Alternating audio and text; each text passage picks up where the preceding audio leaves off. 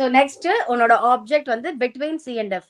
So between C and எஃப்க்கு என்ன rule use பண்ணலாம்?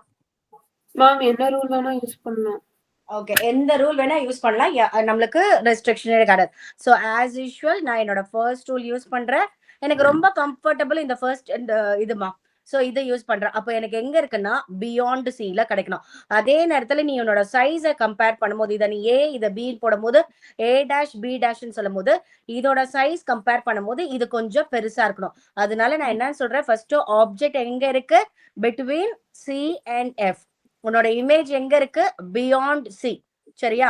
Next what is the nature of the image? Again it is inverted. So inverted அப்படின்னாலே ரியலா இருக்கும்.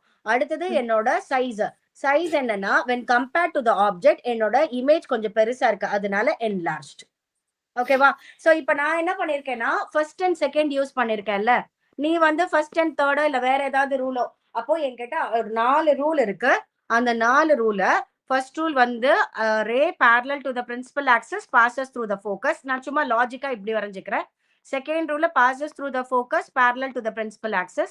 Third rule வந்து centre of curvature வழியா போச்சுன்னா ரீட்ரேஸ் ஆகும்.